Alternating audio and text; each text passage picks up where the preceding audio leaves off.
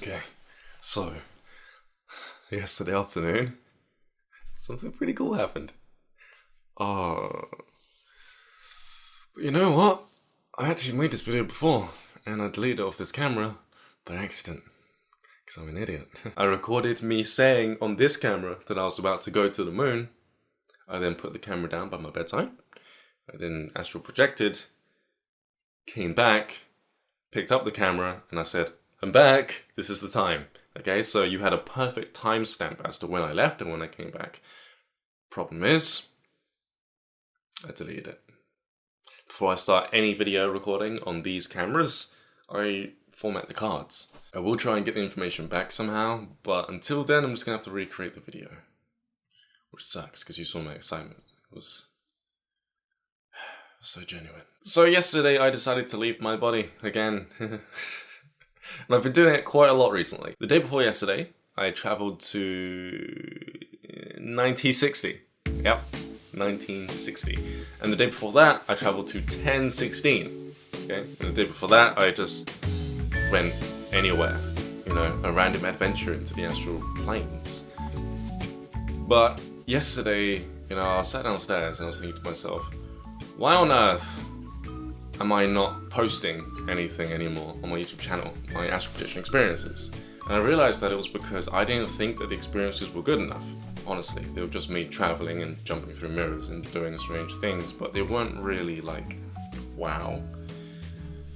So, like, for example, the day before yesterday when I went to 1960, all I did, actually that's a pretty good one. Okay, the thing that made me think that it wasn't good enough was the fact that I walked into a bar that looked like a converted casino. So it looked like it used to be a casino which was round, but then you just set up some chairs on the outside of the casino and put a stage in the center of the casino. Change the color from green to brown, add some odors and some alcohol, and a few bars here and there. That is when I saw the Coke can. It had white writing on it, and it looked like a different shape slightly. It looked really nice. It looked more of a matte finish rather than a glossy finish, And that's when I asked the guy, what year is it? And he was like, oh, it's 1960. I was like, 1960 what? And then I proceeded to go through another door. Now, the day before yesterday, that astral projection really was just me traveling through other people's doors. You see it often through movies and TV shows like Being Human. Not Nancy. Tracy. Something C. The one with the brown hair, the dark brown chocolate hair. She's half glass, she falls down the stairs. She often freaks out because she believes that she missed out on her chance to go to the afterlife simply because she skipped out on her door.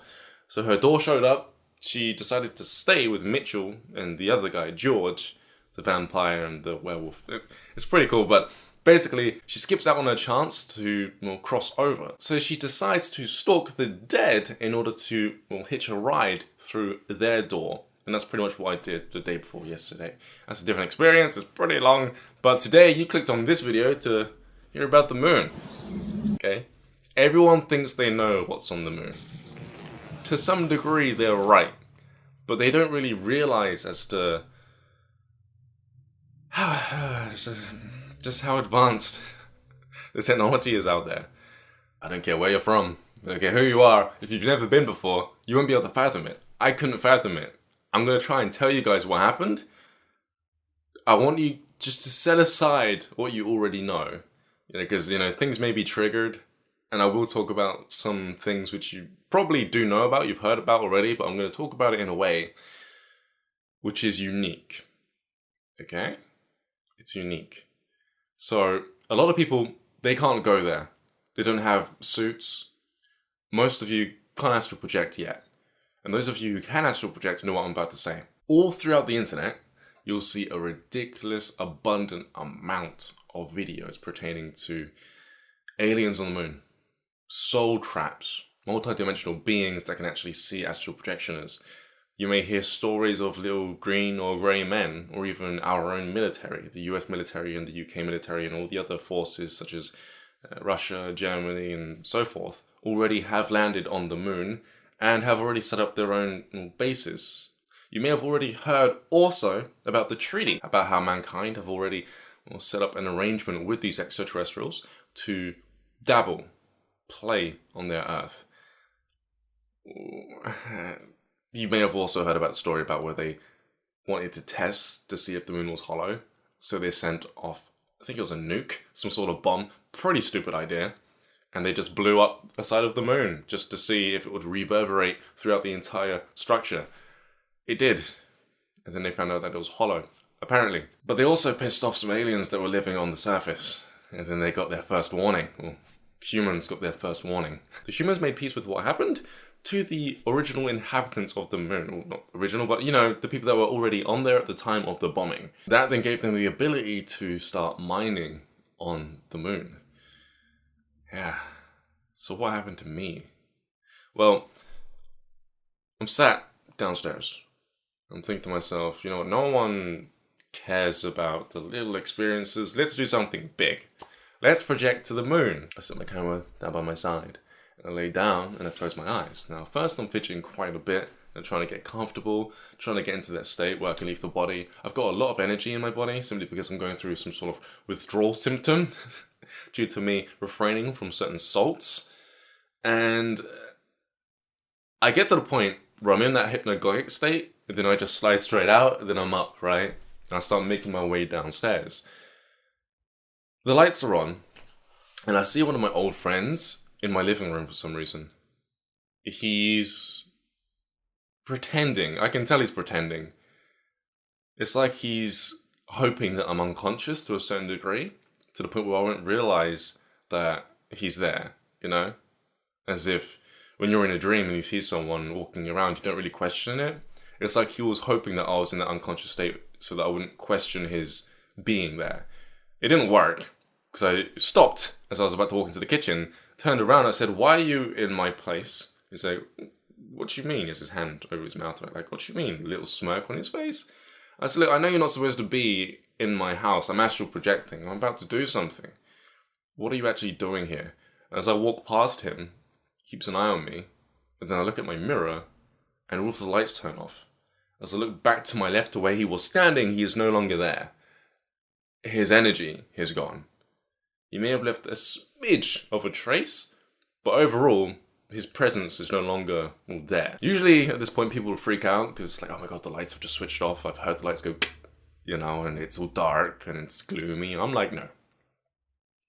I'm Ryan Cropper, Ryan JC. I do this all the time, right? So I look at my mirror and I can see the reflection pierce through the blinds of the street outside my house, and it reflects onto my mirror, right? Those of you who know me know that I use these mirrors as gateways, doorways to other dimensions, even ones that already exist on Earth.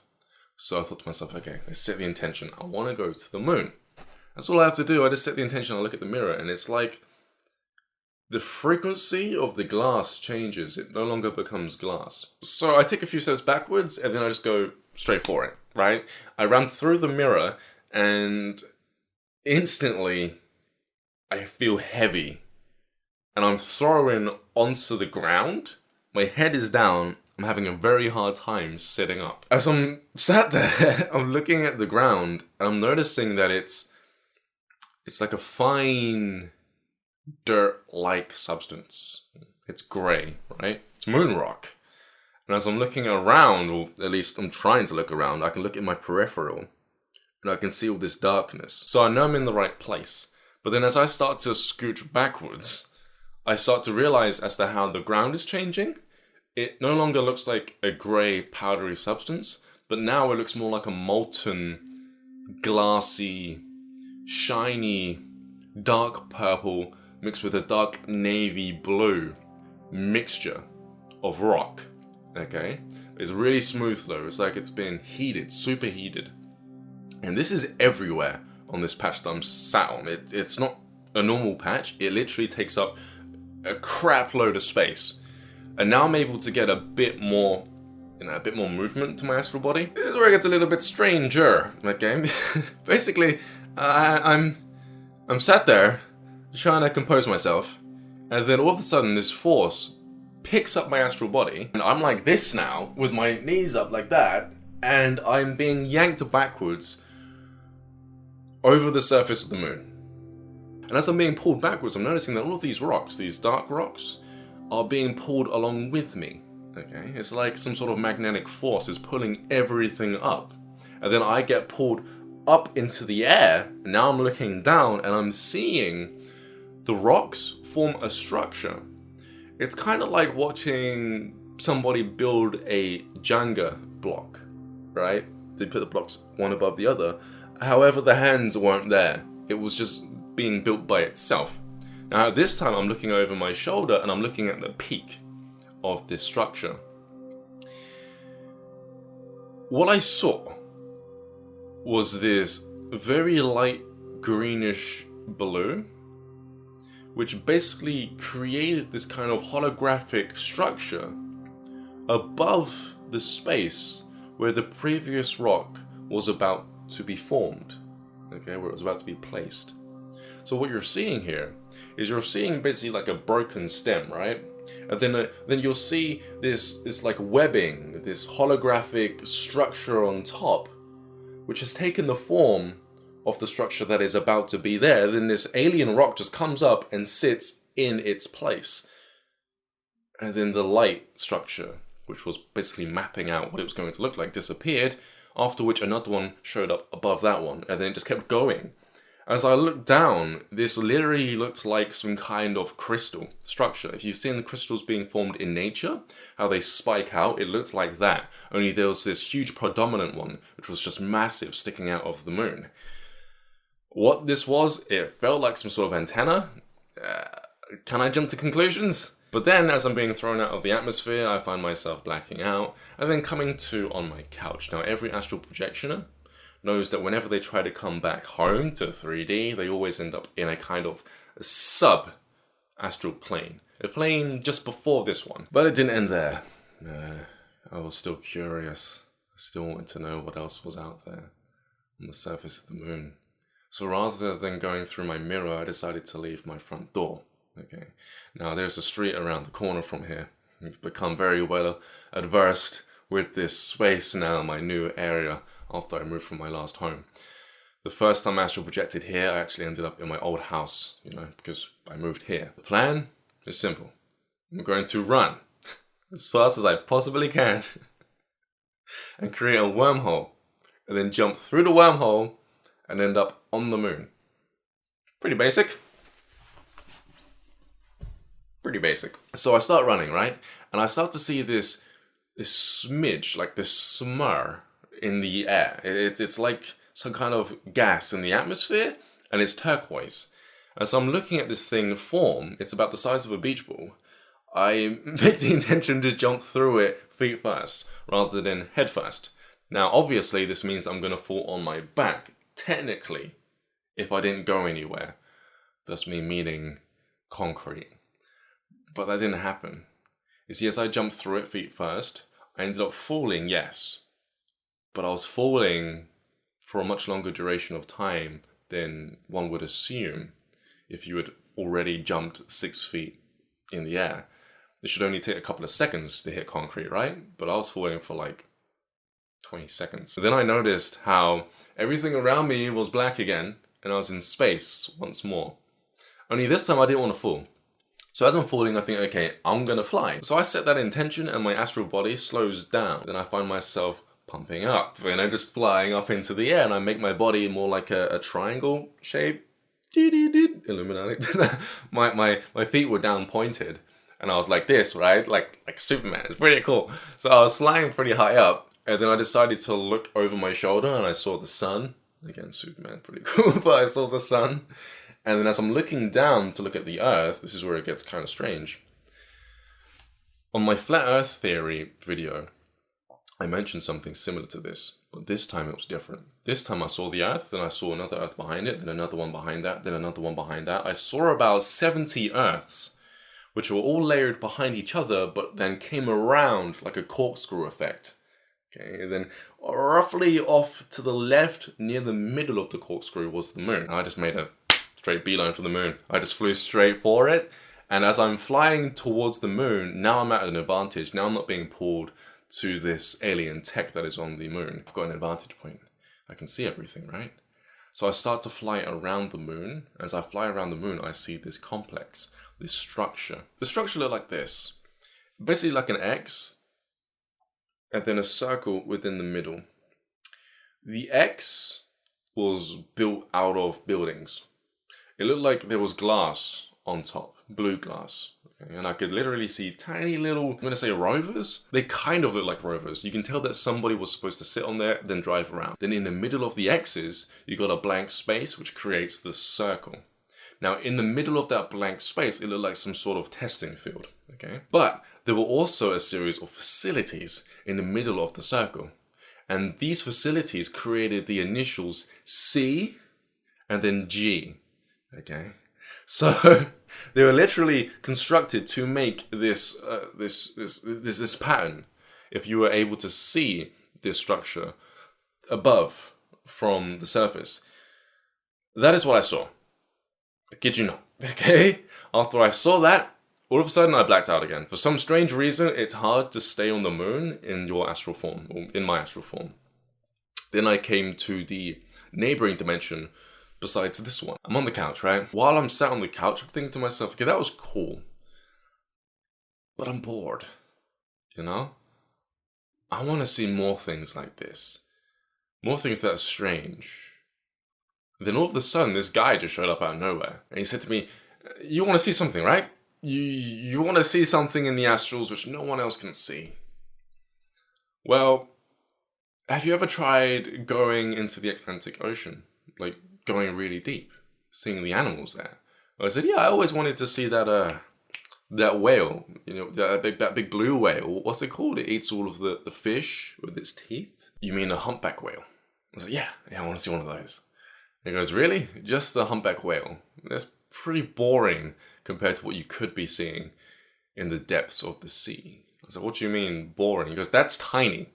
I mean monsters. Do you want to see monsters? Things that people consider as legends, myths of the sea. And I was like, I don't really want to see monsters, you know, because I had this image in my head that this huge thing was going to be there and it was able to see me. And he goes, oh no, they won't be able to see you. But these things, they're so unbelievably different that it's incredibly difficult for a normal person to comprehend how they look. Okay, prehistoric is one of the words that he actually used to describe these monsters. He kept being very adamant about the fact that these things were monsters. Huge things, okay? So, I said I'll pass for now, and I'll think about it. I've thought about it. I might go down there at some point. I might.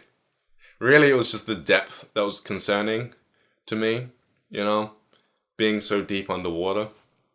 But then again, I've gone to some weird places in the astral realm, so I'll be fine. So yeah, guys, that was my astral projection experience. That was me going to the moon, and that happened yesterday. It was my phone on the 26th of December, Boxing Day.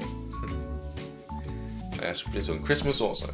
And I projected 7:33, and I came back at 8:21. Photographic memory. That's pretty much it. That's all I got for you today. I'll probably astral project again to the moon because I want to see more. As I was above the surface of the moon, I did see somebody walking on the field in the center of the X, but I couldn't make out what they looked like.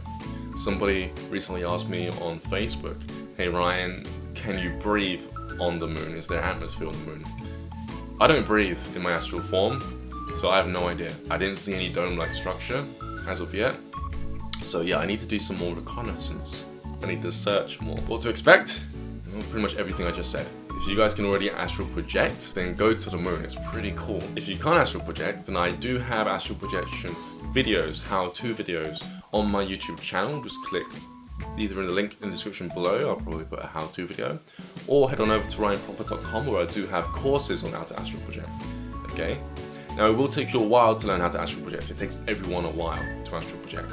But then, after enough time has passed, after enough adaptation of their method, of their techniques, they are able to leave the body and they are able to experience what I've been experiencing.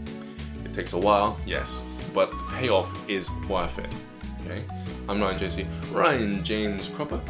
Good luck on your travels. Subscribe to my YouTube channel for more videos like this, and I'll speak to you all pretty soon. Peace.